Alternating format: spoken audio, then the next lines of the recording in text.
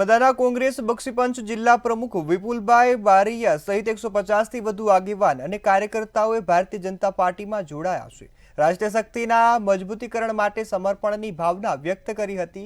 ભીખુસિંહ પરમાર, નીલ રાવ સહિતની ઉપસ્થિતિઓમાં કાર્યકર્તાઓએ ભાજપનો ખેસ પહેર્યો છે અને પાટીલમાં જે પાર્ટી છે તેમાં આવકારવામાં આવ્યા છે। ત્યારે કોંગ્રેસમાંથી ભાજપમાં જોડાયેલા કાર્યકરોએ જણાવ્યું હતું કે કોંગ્રેસમાં વિકાસ અંગે કોઈ દિશા કે દ્રષ્ટિ ન હોવાથી તેમણે વિકાસશીલ અને રાષ્ટ્રવાદી નીતિઓ ધરાવતી ભાજપ પાર્ટીનો સાથ આપ્યો છે।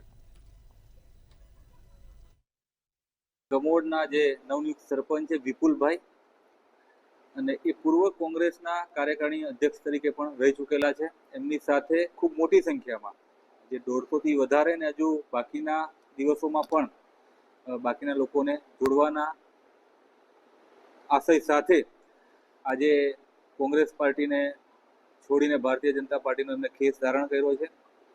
દેશના વડાપ્રધાન આદરણીય નરેન્દ્રભાઈ મોદી, આપણા મુખ્યમંત્રી આદરણીય ભૂપેન્દ્રભાઈ પટેલ અને આ જિલ્લાના કર્મઠ ધારાસભ્ય, સંસદ સભ્યશ્રીઓનો સતત પ્રજાલક્ષી જે કામ થયું છે। ભારત દેશ 2047 સુધીમાં જે વિકસિત ભારતની સંકલ્પના છે એમાં પણ આજે આ લોકો જે જોડાયા છે એ લોકો દ્વારા આપણે સૌ સાથે મળીને ભારતને વિકસિત ભારત બનાવીશું અને એની સાથે સમૃદ્ધ ભારતની જે કલ્પના છે એ કલ્પનામાં પણ સૌ આગળ વધીશું। ત્યારે આ સર્વે કાર્યકર્તાઓને ખૂબ ખૂબ અભિનંદન પાઠવીએ છીએ અને ખૂબ ખૂબ શુભકામનાઓ પાઠવીએ છીએ કે એમણે જે ભારતીય જનતા પાર્ટી પ્રત્યે વિશ્વાસ વ્યક્ત કર્યો છે, જે શ્રદ્ધા વ્યક્ત કરી છે, એમાં એમને ક્યારેય કોઈ તકલીફ નહીં આવે અને એ લોકો પણ પ્રજાહિતના કાર્યોમાં જોડાઈ જશે એવી એમને એક અપીલ પણ કરી છે। નર્મદા કમલમ ખાતે જે ભારતીય જનતા પાર્ટીના પ્રમુખ શ્રી નીલભાઈ રાવ,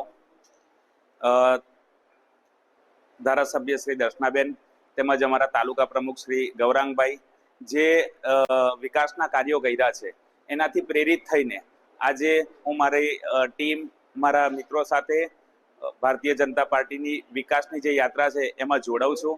આજે અંદાજિત લગભગ 150 જેટલા કાર્યકરો સાથે અમે કોંગ્રેસમાંથી રાજીનામું આપી અને ભારતીય જનતા પાર્ટીમાં જોડાયા છે। વિકાસની રાજનીતિના ફાયદા અને એ બધું અનુભવ્યા પછી આજે તિલકવાડાના અગ્રણી અને કોંગ્રેસના કાર્યકારી અધ્યક્ષ જે રહી ચૂક્યા છે તેવા વિપુલભાઈ જ્યારે ભારતીય જનતા પાર્ટીની સાથે તેમના ઘણા બધા કાર્યકર્તાઓ સાથે જોડાયા છે ત્યારે નર્મદા જિલ્લા ભારતીય જનતા પાર્ટી તરફથી તે સૌનું હાર્દિક સ્વાગત કરીએ છીએ।